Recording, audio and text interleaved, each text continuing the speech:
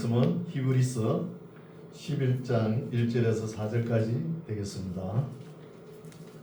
히브리서 11장 1절에서 4절까지 말씀 제가 봉독해 올립니다.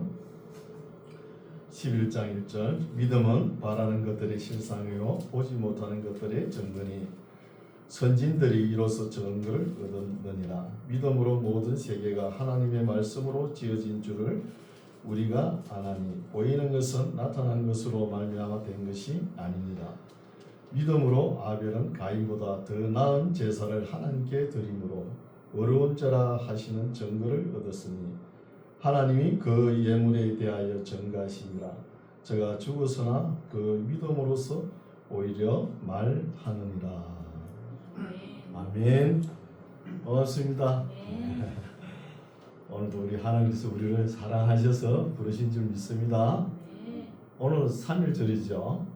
나라와 민족을 생각해야 되겠죠. 생각하면서 이 나라가 어떻게 나아가야 될지 우리 온 민족들이 바른 길로 갈 수 있도록 그렇게 해야 됩니다. 오늘 말씀은 이제 히브리서 말씀 이제 오늘 끝을 내려고 하는 거예요. 우리나라 역사를 참 돌이켜보면 우리 예수님도 말씀하셨듯이 너희가 내 말에 가면 참 내 제자가 되고 진리를 알지니 진리가 너희를 자유케 하리라 이렇게 말씀하셨죠. 근데 우리나라 역사를 보면 일제 압제에서 그죠? 8.15 해방을 맞이하고 또 사상과 이념의 갈등이 있어가지고 6.25 전쟁을 겪었지 않습니까? 그 뒤에도 바르게 우리가 하나가 된 모습을 보여야 되는데 그렇지 못하고 남북이 갈려가지고 하나는 공산주의, 하나는 자본주의 시대를 살아가지요. 오늘 정치의 현 시대는 어떻습니까? 야당, 여당, 진보, 보수 맨날 박터지게 싸우고 있죠. 이래가지고 하나가 안 되니까 참 우리 민족이 나라가 어디로 갈지 참담한 거예요. 그래서 왜 이러냐 하면은 하나님의 물론 믿는 사람도 다 포함되는 거예요. 하나님의 말씀을 통하여 진리가 너희를 자유케 하리라 이렇게 말씀하셨잖아요. 진리가 없어가 참 자유함이 없는 거예요. 자유함이. 오늘 11장, 12장, 13장 말씀을 살펴보겠는데 하나님의 말씀을 인격적으로 받아 응답하시고 참 자유를 누리며 바르게 사는 사람들을 소개하는 거예요. 봅시다. 11장 1절 믿음은 그러면 제일 믿음이 무엇인지 우리가 바르게 또 알아야 되는 거예요. 믿음은 무엇이냐 하면은 바라는 것들의 실상이라는 거예요. 우리가 진정으로 마음으로 바라는 것이 실상으로 우리 마음에 비춰져 올 때 이루어진다는 것입니다. 그럼 마음으로 어디에 비춰봐야 되느냐? 하나님의 말씀에 비춰봐야 되는 거예요. 말씀에 비춰보고 말씀을 잘 들어보고 우리 믿음이 생기는 거예요. 또 하나님의 말씀을 읽고 확인을 해야 되는 거예요. 확인을 우리가 떠오르는 것은 실상이 떠오를 수 있고 허상이 떠오를 수 있는 거예요. 떠오를 수 이것이 실상인지 허상인지 모르고 자기 마음 속에 떠오르는 대로 예언하고 그러죠. 이렇게 하면은 거짓 예언자가 되는 거예요. 어느 날 아침에 일어나니까 레마가 임했다. 아침에 하나님께서 이렇게 말씀하셨다. 그거는 자기 생각이 떠오르서 이야기하는 거예요. 이게 예언의 말씀인가 아닌가 확인하려면 하나님의 말씀에 비춰봐야 된다는 것입니다. 말씀에. 그리고 또 믿음은 보지 못하는 것들의 증거니 우리 눈에는 보이지 않지만 믿어지는 것은 앞으로 될 일이 증거로 보여준다는 거예요. 증거로. 이게 믿음입니다. 뭐 떠오른다 해가지고 뭐 예언이다 하나님께서 이렇게 말씀하셨다. 어떤 분은 뭐 아침부터 저녁까지 잘 때까지 하나님 이렇게 하라 해서 이렇게 했다. 그거 뭐 지생각이지, 지생각. 지생각 가지고 그런 이야기하는 거예요. 그렇죠? 말씀에 반드시 비춰가지고 말을 해야 되고 예언을 해도 예언을 해야 되는 거예요. 오늘은 무슨 예언이 있습니까? 계시록까지 다 기록해가지고 예언까지 다 해놨는데 그렇잖아요. 그래서 로마서 12장에 보면 예언을 하려면 믿음의 분량대로 하라 이런 말씀이 있는 거예요. 그래서 믿음은 우리가 진정으로 바라는 것들이 우리 마음속에 비춰오는 것이 실상으로 이루어지고 또 우리가 보지 못하는 것들이 믿어지는 것은 앞으로 이루어질 것이 증거로 나타난다는 것이죠. 나타나는 것이 믿음입니다. 2절 선진들이 이로써 증거를 알았느니라. 믿음으로 모든 세계가 하나님의 말씀으로 지어진 줄을 우리가 아나니 보이는 것은 나타난 것으로 말미암아 된 것이 아니라는 거예요. 우리 눈에 보이는 거 가시적으로 그죠? 보이는 게 있죠. 물질이 보이잖아요. 이 보이는 것이 우리 눈에 나타난 것으로 된 것이 아니고 보이지 않는 세계가 하나님의 말씀으로 보이는 세계로 만들었다는 거예요. 믿어지십니까? 이 믿어져야 믿음인 거예요. 그래서 물질의 세계가 영적 세계로 만들어졌다는 거예요. 영적 세계. 물질의 세계가 영적 세계를 만든 것이 아니고 영적 세계가 물질의 세계를 만들었다는 것입니다. 영적 세계가. 우리가 우리 눈에 보이는 것 중에 가장 아름답고 가장 아름다운 것이 뭡니까? 사람이에요. 사람보다 더 아름다운 게 어디 있습니까? 근데 이 사람을 누가 만들었어요? 하나님 만드셨죠? 하나님 보입니까? 안 보이잖아요. 그러니까 불가시적 세계가 가시적 세계를 만들었다는 거예요. 점점 더 어우러져 가지고 있죠. 이 세상의 모든 생물학적 모든 사람들이 모여도 하나의 참깨를 만들지 못하는 거예요. 우리 신체, 그죠? 우리 신체를, 이 생명을 아무리 사람이 디자인을 하지 못한다는 겁니다. 그건 우리가 하나님께서 하신 거잖아요. 그래서 지어진 줄을 우리가 나타나 보이는 것은 나타난 것으로 말미암아 된 것이 아니고 안 보이는 세계가 보이는 세계를 만들었다는 거예요. 이게 믿음이죠. 그렇죠? 4절 믿음으로 아벨은 이제 믿음으로 참 살아간 사람들을 소개합니다. 한 8명 소개하죠.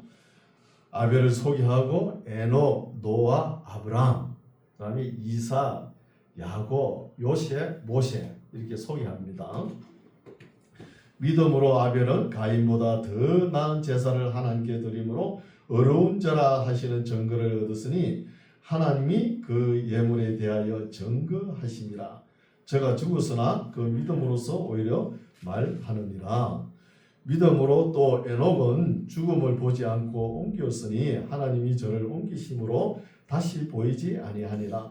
저는 옮기우기 전에 하나님을 기쁘시게 하는 자라 하는 증거를 받았느니라. 믿음이 없이는 기쁘시게 못하나니 하나님께 나아가는 자는 반드시 그가 하나님이 계신 것과 또한 그가 하나님이 자기를 찾는 자들에게 상 주시는 이심을 믿어야 할지니라. 믿어집니까? 하나님께서는 왜 우리를 사랑하시냐 하면은 우리가 일주일 동안 6일 동안 일하죠. 그래 일주일째 되는 것은 하나님께 돌아오죠. 하나님께 예배하러 오잖아요. 오늘도 세상 길로 가지 않고 하나님께 예배드리러 예배당에 온 것을 하나님께서 기뻐하신다는 거예요. 여러분 동물도 한번 키워보시오. 닭이나 뭐 오리 그죠? 이거 개도 이렇게 개는 좀 힘들 거예요. 목줄을 매야 되니까. 잘 분간을 못하니까 이렇게 방치해가지고 아침에 그죠 문을 개방해 놓으면 저녁 되면 어때요? 돌아오죠. 돌아온 게 그 주인이 고마워가지고 모이를 하루 종일 먹었잖아요. 돌아다니면서 그래도 모이를 한 줌 더 주는 거예요. 하나님 심정도 그렇습니다.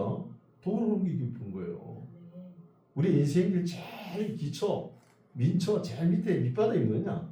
하나님께 예배하는 거예요. 예배에 성공하는 거예요. 예배. 그럼 가인은 어때요? 예배에 실패하고 살인자의 조상이 됐죠. 살인자예요. 7절 믿음으로 노아는 아직 보지 못하는 일의 경과심을 받아 경외함으로 방주를 예비하여 그 집을 구원하였으니 이로 말미암아 세상을 정죄하고 믿음을 쫓는 의의 후사가 되었느니라. 믿음으로 아브라함은 부르심을 받았을 때에 순종하여 장래 기업으로 받을 땅에 나갈새 갈 바를 알지 못하고 그냥 따라 나갔습니다. 뭐 하나님께서 인도하시니까 살만하겠지, 살만하니까 하나님께서 인도하시겠지 그러면서 믿음으로 나가는 거예요. 오늘날 우리들 마음은 어때요? 어디 가면은 뭐 이것저것 시간 개념 뭐 다 골치 아프죠. 왜 그렇게 바쁘게 사는지 아브라함처럼 사세요. 그럼 믿음으로 나가세요. 아브라함이 가면서 내가 뭐 일반 주택에 살 것이다, 아파트에 살 것이다, 뭐 빌라에 살 것이다. 그런 거 뭐 생각했겠어요? 그냥 하나님께서 가라니까 가는 거예요. 9절 믿음으로 저가 외방에 있는 것 같이 약속하신 땅에 우가하여 동일한 약속을 유업으로 함께 받은 이삭과 야곱으로 더불어 장막에 거하였으니 우리가 이런 말씀을 읽을 때 아브라함과 야곱과 같이 한 장막에 살았는가 보다 좀 이해가 안 가죠. 나이를 보면은 아브라함이 100세에 이삭을 낳았죠. 이삭을 낳았는데 이삭은 야곱을 몇 살에 낳았어요? 60세에 낳았잖아요. 60세. 그럼 160세죠. 아브라함이 175세까지 살았잖아요. 그럼 아브라함이 야곱하고 15년 살았다는 거예요. 살았는데 어디 살았느냐 하면은 더불어 가지고 장막에 거하였다는 거예요. 이 의미가 있죠. 장막은 천막. 이스라엘 땅에 가면은 아직도 베두인들이 천막 치고 살죠. 아파트 지어놓고 살아 해도 안 들어가 살아요. 거기에. 그 참 의미가 깊은 거예요. 우리는 이 세상에 사는 것이 임시 거처라는 거예요. 그 초막절을 중요시 여기죠. 수장절, 장막절.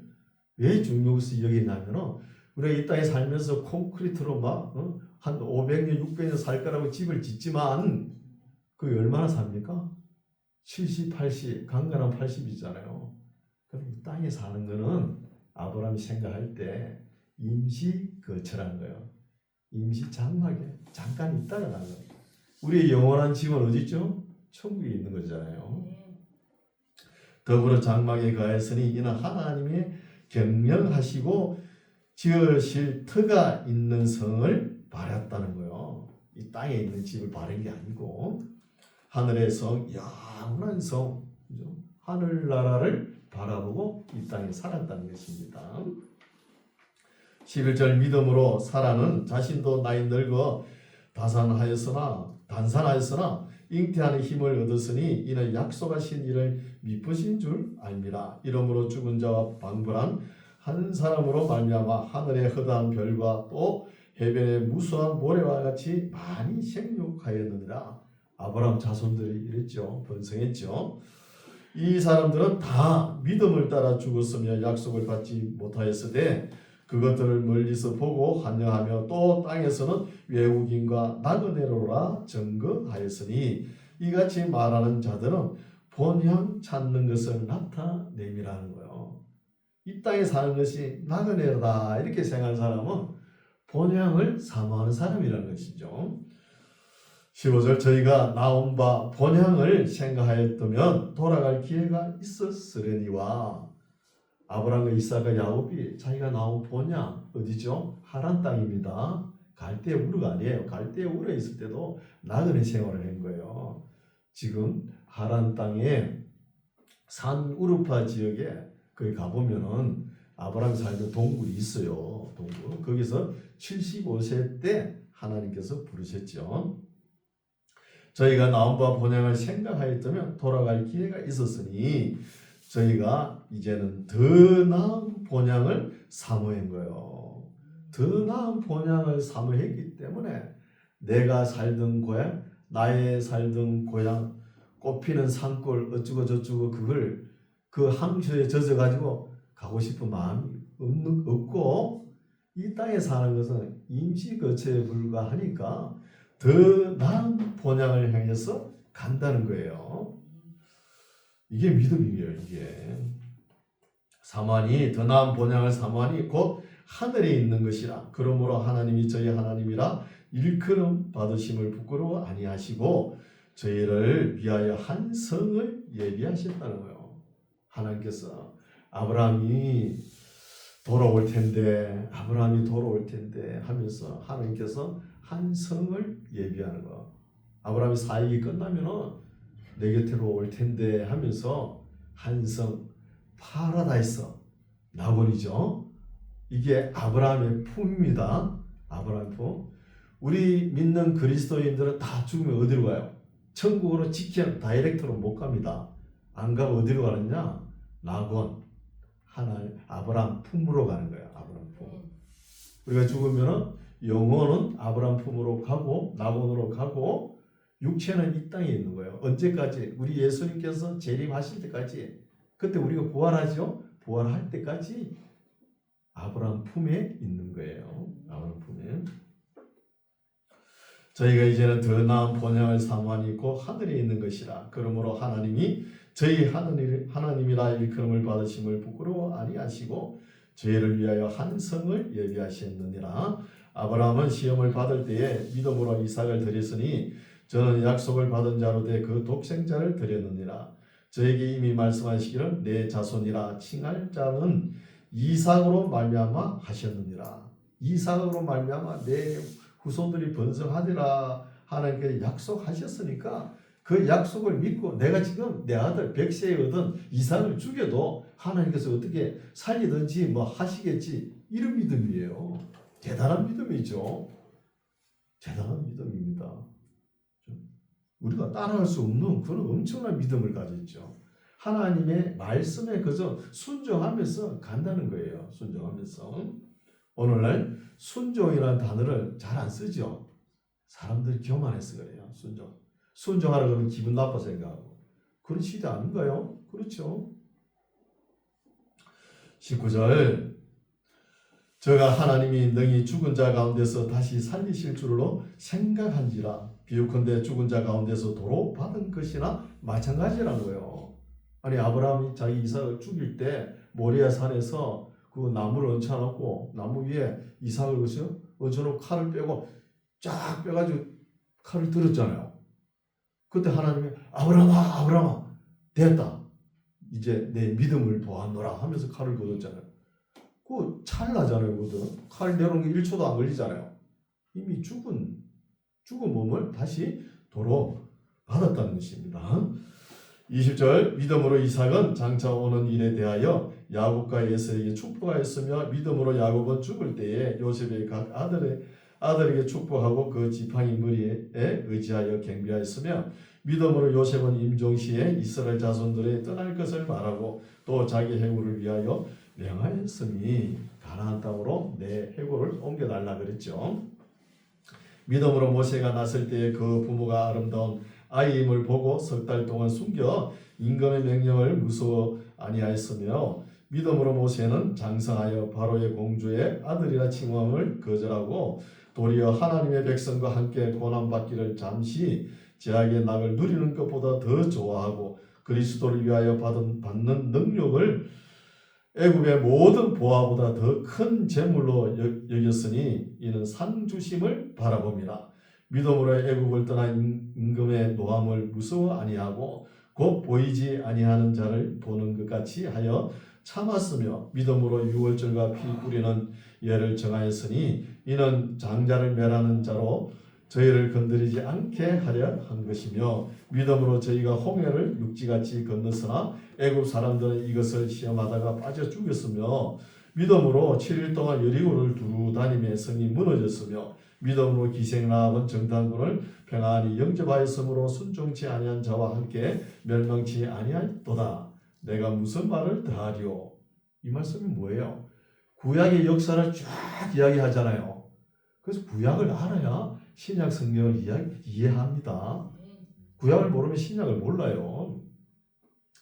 기도원, 바락, 삼손, 입다, 다윗과 사무엘 및 선지자들의 일을 말하려면 내 시간이 부족하리라. 저도 부족합니다. 믿음의 선진들을 살아간 사람들은 이렇게 쭉 소개하려면 시간이 많이 걸릴 거 아닙니까?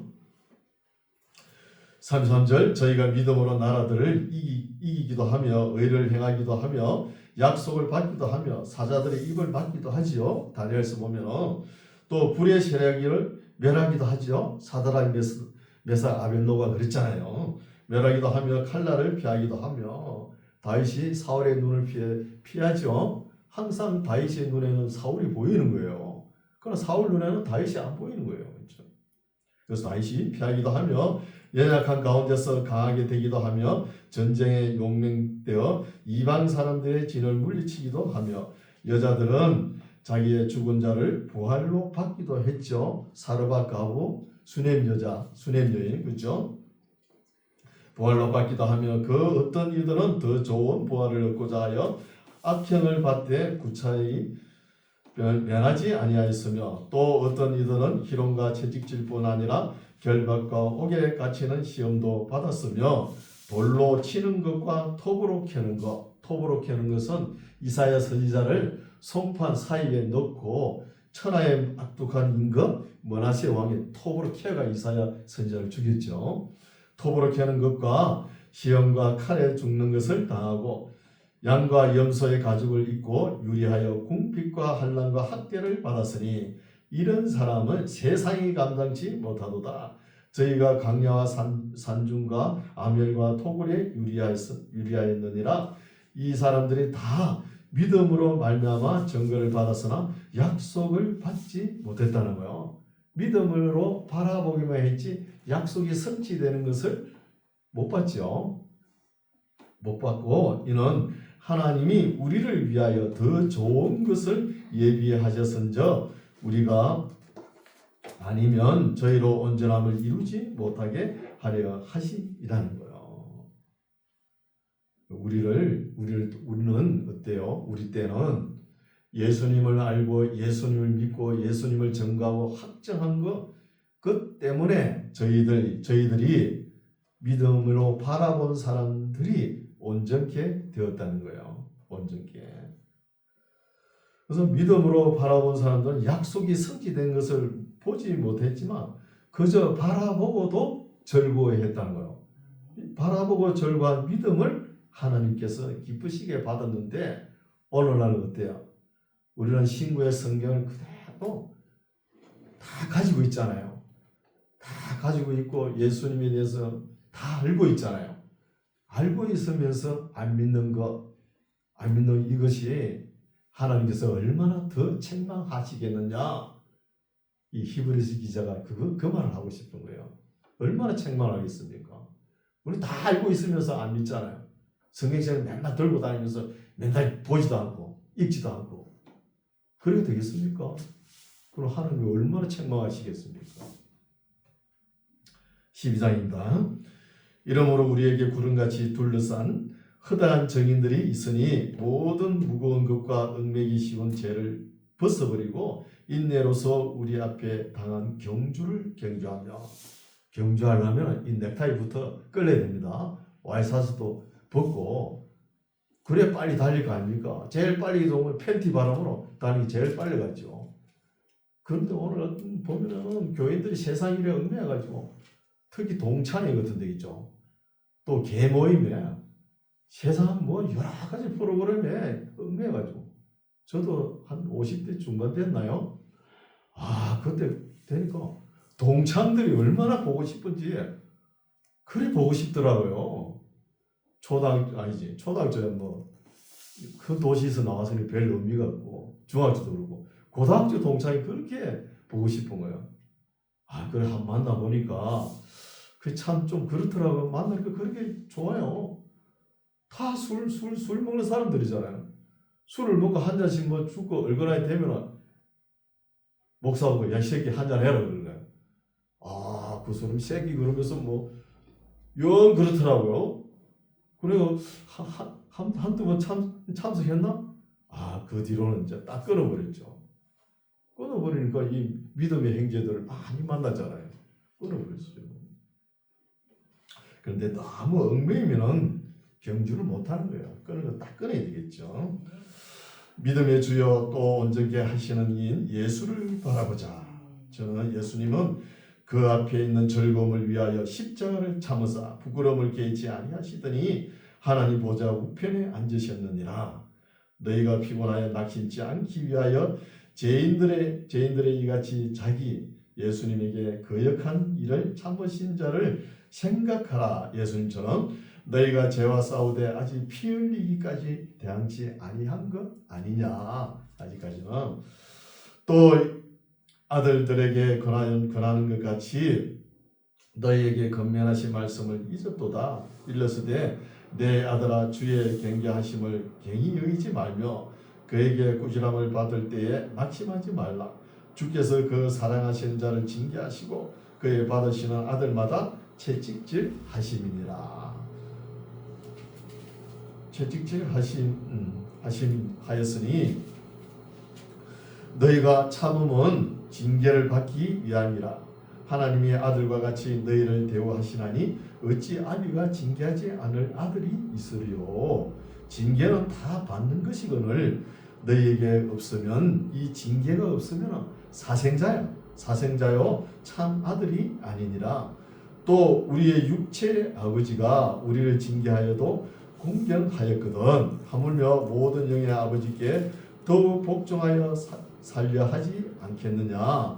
저희는 육체의 아버지는 잠시 자기의 뜻대로 감정대로 우리를 징계하였거니와 오직 하나님은 우리의 유익을 위하여 그의 거룩하심에 참여케 하시느니라.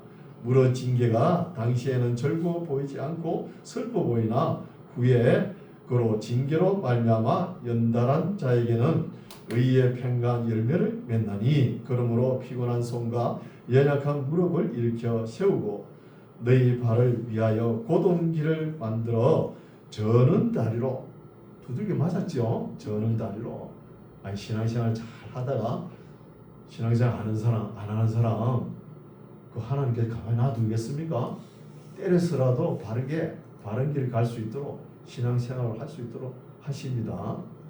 그 때리는 가지고 그냥 막 그 당시에 서운해가지고 그 기분 나쁘게 생각가지고 말이야 교회 안 놓고 그러면 안 된다는 거예요.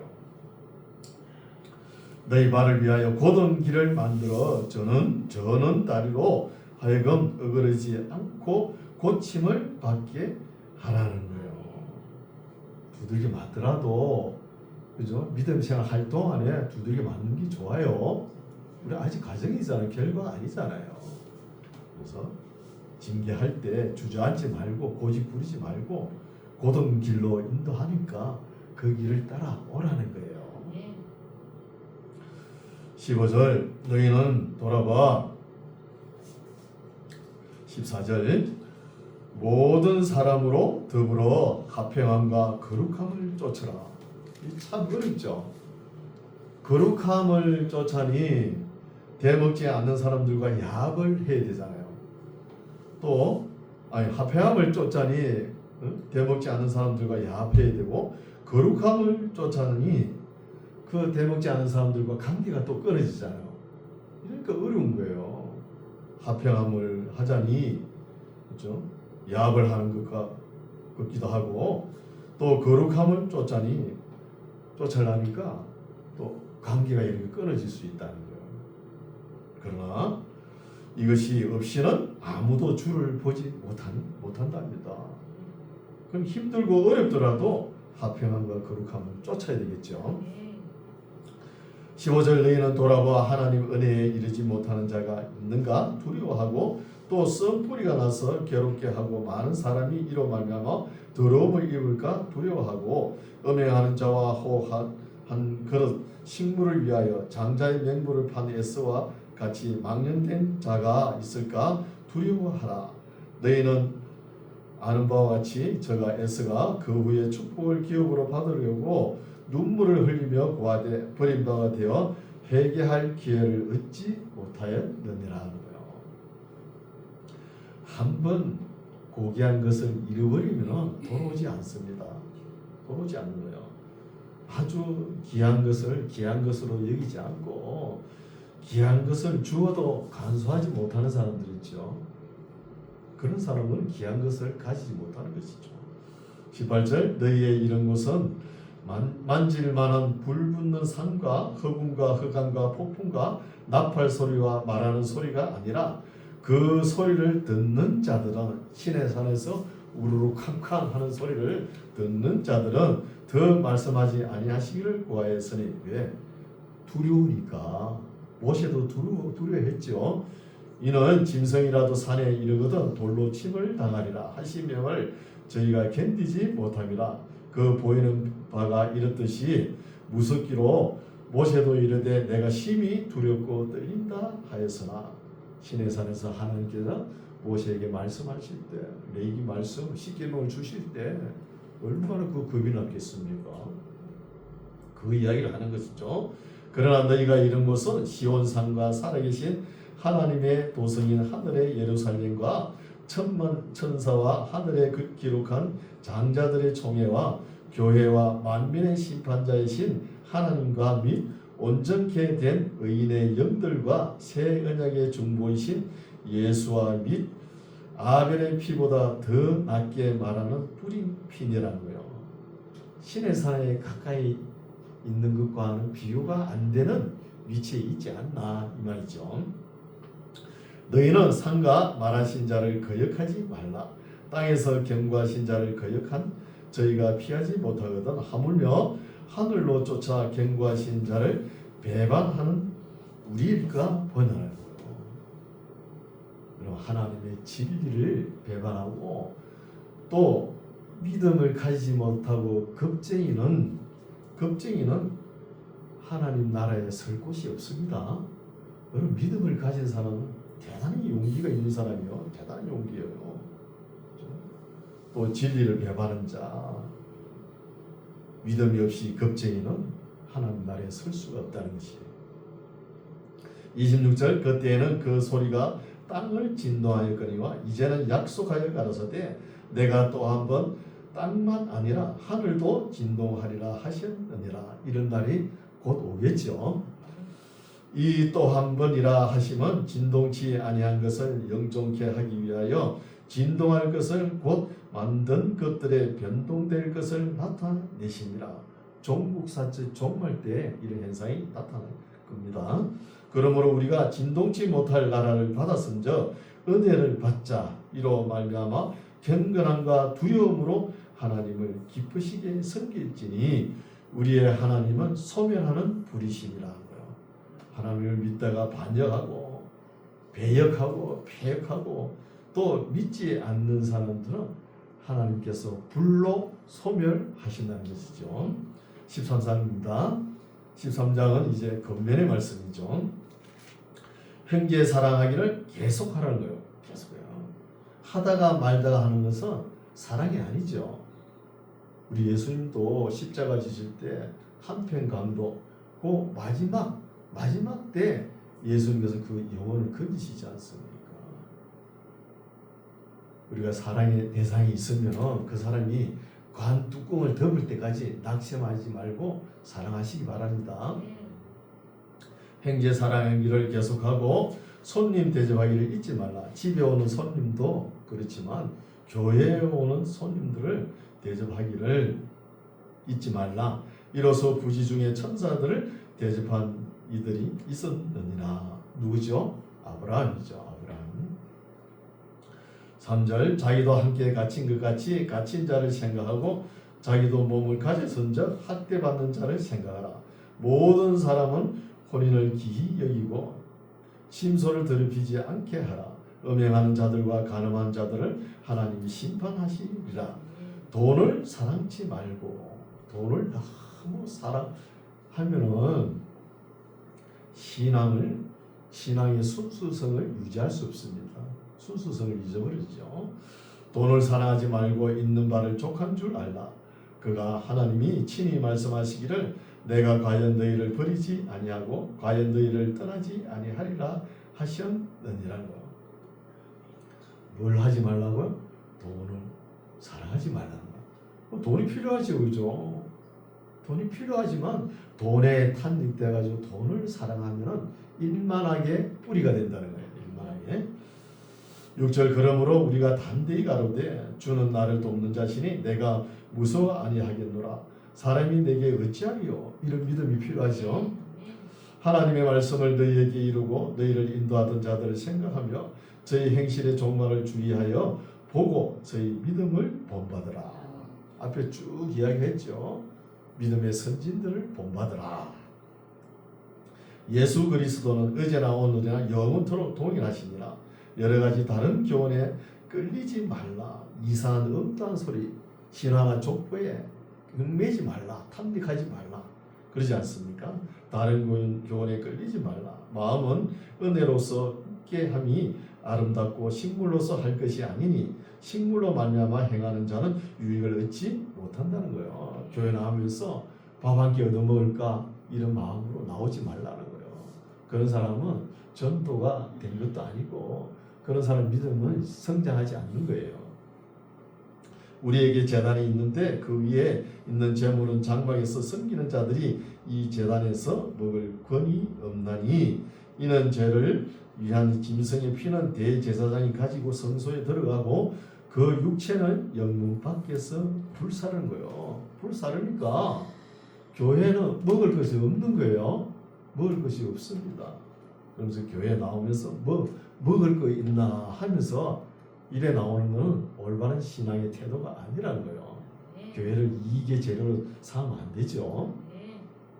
12절 그러므로 예수도 자기 피로서 백성을 거룩게 하려고 성문 밖에서 고난을 받으셨느니라. 그런즉 우리는 그 예수님의 능력을 지고 영문 밖으로 그에게 예수님에게로 나아가자는 거예요. 교회 나오면서 뭘 한 자리 해보겠다고, 내가 하는 사업을 좀 이루어 보겠다고 교회 나가면은 그 전부 다 교인들이 고객이 되니까 뭘 이득을 채우려고 이런 것은 참 좋은 현상이 아니죠. 그런데 어디서 합니까? 큰 교회에서 그랬죠. 그건 아예 공개적으로 이야기합니다. 목사가 오늘 우리 교회 누구 사업을 하는 사람이 왔는데 성도가 있는데 밀어줘 그러잖아요. 교인들 싹 다 밀어주고 그래서 큰 교회는 유지가 되는 거예요. 시골 교회나 조그마한 교회는 그냥 구멍가게죠. 구멍가게. 14절 우리가 그런즉 우리는 그 능력을 지고 예수님의 능력을 지고 영문 밖으로 예수님에게로 나아가자. 우리가 여기는 영관 도성이 없고 이 땅에서는 도성이 없고 영관 오직 장차 올 것을 찾나니 이러므로 우리가 예수로 말미암아 항상 찬미의 제사를 하나님께 드리자. 이는 그 이름을 전가하는 입술의 열매니라. 항상 하나님을 감사하는 마음으로 찬양하는 것이 열매입니다. 열매, 입술의 열매. 오직 선을 행함과 서로 나눠주기를 잊지 말라. 이 같은 제사는 하나님이 기뻐하시느니라. 이게 뭐죠? 나눔의 제사. 어려운 사람들이 있으면 손을 펼쳐야 되죠. 오른손에 하는 일 왼손이 모르게 받는 사람 기분 나쁘지 않게 도와줘야 되죠. 받는 사람 마음이 상해 그걸 도우려면 그런 식으로 도우면 하면 안 돼요. 도와주면. 17절 너희를 인도하는 자들에게 순종하고 복종하라. 목회자가 보고 이야기하죠. 순종하고 복종하라. 저희는 목회자는 너희 영혼을 위하여 경선하기를 자기가 회개할 자인 것 같이 하느니라. 저희로 하여금 목회자로 하여금 즐거움으로 이것을 하나님의 일을 하게 하고 근심으로 하게 말라. 그렇지 않으면 너희에게도 아무 유익이 없느니라는 거예요. 목회자도 사람이죠. 성도들은 뭐 자기 가정에 뭐 어려우고 이런 걸 위해 많이 기도하고 염려하지만 목회자는 성도들의 가정의 어려움 다 그런 게 자기 아픔으로 다 다가옵니다. 다가오니까 목회자가 그런 어렵고 힘든 일이죠. 그것을 기쁨으로 할 수 있도록 그게 뒤에 잘 성도들이 받침을 해줘야 되는 거예요. 뒷받침을. 그걸 갖다 목회 못하러 끌어내리려고 이 말하고 저 말하고 그러지 말라는 거예요. 18절 우리를 위하여 기도하라. 우리가 모든 일에 선하게 행하려 함으로 우리에게 선한 양심이 있는 줄을 확신하노니 내가 더 속히 너에게 돌아가기를 위하여 너희 기도함을 더욱 원하노라. 20절 양의 큰 목자이신 우리 주 예수를 영원한 언약의 피로 죽은 자 가운데서 이끌어내신 평강의 하나님이 모든 선한 일에 너희를 온전케 하사 자기의 뜻 하나님의 뜻을 행하게 하시고 그 앞에 즐거운 것을 예수 그리스도로 말미암아 우리 속에 이루시기를 원하노라. 영광이 그에게 세세무궁토록 있을지어다. 아멘 하고 여기까지 본론이 끝났습니다. 끝났고 22절부터는 인사 말씀이죠. 형제들아 내가 너희를 권하노니 권면의 말을 용납하라. 이게 형제들아 동격으로 이야기했죠. 동격으로 이야기를 하지만 권하노니 권면의 말을 용납하라. 또 이렇게 이야기했죠. 이런 거 보면은 조심스럽게 말을 하는 태도가 보이죠. 조심스럽게. 앞에는 형제들아 동격으로 이야기해놓고 겉면의 말씀은 누가 하는 거예요? 윗사람이 하는 것이죠. 윗사람이 하는 건데 그래서 겉면의 말을 용납하라. 그러니까 이런 말을 하기에 부담스러운 사람이 이 말씀을 했다는 것이죠. 기록했다는 것이죠. 용납하라. 내가 간단히 너희에게 썼느니라. 간단히 썼다 했으면서 1장부터 13장까지 썼어요. 좀 길게 썼으면 우리 한참 더 읽어야 되죠. 얼마나 힘들겠습니까? 그죠? 힘들겠어요. 23절 우리 형제 디모데가 놓인 것을 너희가 알라. 제가 이 히브리서 읽을 때 서두에 말씀드렸죠. 서두에 바울은 참 순교할 때 최종 변론을 디모데가 한 것 같아요. 하면서 우리 선생 절대 그런 분 아닙니다 하니까 너는 또 누구야 하면서 바울은 순교하고 디모데가 감옥에 갇혔죠. 바울이 67년경에 순교했거든요. 얼마 안 있다가 이제 68년도에 네로 황제에 죽잖아요. 죽고 나면 바로 풀려나잖아요. 그래서 이 디모데가 놓인 것을 너희가 알라. 그가 속히 오면 내가 저와 함께 가서 너희를 보리라는 거예요. 만약에 이 서신을 바울이 기록하다가 완성하지 못하고 누가가 썼으면은 이 편지를 예루살렘에 있는 유대인들에게는 보내지 않았겠죠. 누구에게 보냈냐 하면은 에베소에 있는 사람, 유대계에서 기독교로 돌아온 사람, 이런 사람들이 지금 네로 황제 1차 박해잖아요. 박해가 있으니까 장사도 안 되고 살기 어려우니까 다시 유대계로 돌아가야 되나 갈팡질팡 하면서 그러면서 교회도 안 나가고 뭉쳐 다니는 거예요. 그런 사람들에게 이 히브리서 기자가 가고 싶은 거예요. 만나보고 싶은 거예요. 만나보고 싶으면서 먼저 서신을 보내는 거예요. 편지를 보냈는데 답장이 오기로 오지 마시오. 그럼 못 가잖아요. 편지 보내도 아무 답장이 없으면 아 가도 되는가 보다 그러면서 갈 수 있잖아요. 그래서 가는데 혼자 가기는 좀 부담감이 있는 거겠죠. 부담감이 있으니까 그가 디모데가 속히 오면 내가 저와 디모데가 함께 가서 너희를 보리라 이렇게 이야기하는 거예요. 이렇게 이야기를 하는 보니까 누가가 기록하지 않았나 이렇게 볼 수 있죠. 24절 너희를 인도한 자와 및 모든 성도에게 문안하라. 이탈리아에서 온 자들도 너희에게 문안하느니라. 이탈리아에서 온 사람들이 뭐 네로 황제가 죽었다는 소식과 디모데가 풀렸다는 소식을 가지고 왔겠죠. 이런 사람들도 너희에게 문안하느니라. 은혜가 너희 모든 사람에게 있을지어다 하면서 히브리서를 마치는 거예요. 근데 히브리서 쭉 보니까 어때요? 시간이 없어가지고 쭉쭉 잘라서 설교하니까 쭉 이어져야 되는데 그죠? 처음부터 싹 다시 한번 읽어보시오. 그럼 이해가 가실 겁니다. 유튜브도 들어보시고. 근데 내용은 뭐예요? 유대교와 기독교를 비교한 것이죠. 유대교가 자랑하는 것은 그 모형밖에 안 된다는 거예요. 형상밖에 안 되고 그림자밖에 안 되고 실상은 우리 기독교라는 거예요. 기독교. 그런데 이제 앞으로 10대 박해가 있을 거 아닙니까? 이제 첫 번째 박해인데 9번 더 남았잖아요. 첫 번째 박해인데 그렇게 갈팡질팡하고 그죠? 다시 유대교로 돌아가야 되나? 처음 것을 우리 주 예수를 바라보라 생각하라. 처음 것을 확실하게 붙들으라고요. 확실하게. 그리고 어떤 책이든 이해하려면은 이 책을 쓰는 사람 심정을 알아야 되는 거예요. 언제 어디서 누가 무엇을 누구에게 어떻게 왜 기록했는가 이걸 파악하면 이해가 빠르죠. 이해가 빠른 거예요. 그래서 이렇게 종교를 비교하는 논문이 있기 때문에 유대교가 무엇인가, 기독교가 도대체 무엇인가 극명하게 드러나는 것이죠. 확실하게 알 수 있는 것이죠. 확실하게. 유대교는 그림자, 모형에 불과하고 우리 기독교가 실상이라고요.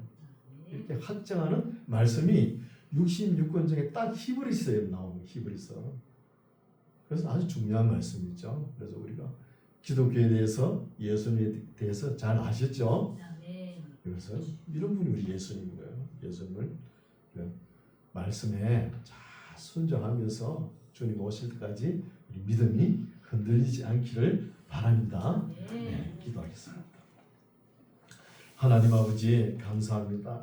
히브리서 기자가 우리에게 알게 한 것은 유대교 사람들이 결코 알지 못하던 것을 우리에게 알게 하시고 저들이 경솔하게 믿어 나왔다가 또 헤프게 돌아간 유대교 신자들이 예수님을 바르게 알지 못했기 때문에 옛날 유대교로 돌아간 것을 안타까워하면서 쓴 편지를 살펴보았습니다.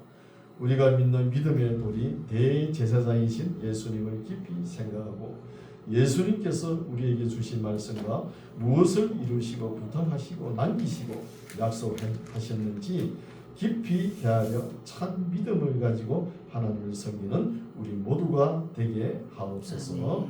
예수님 이름으로 기도드립니다. 아멘.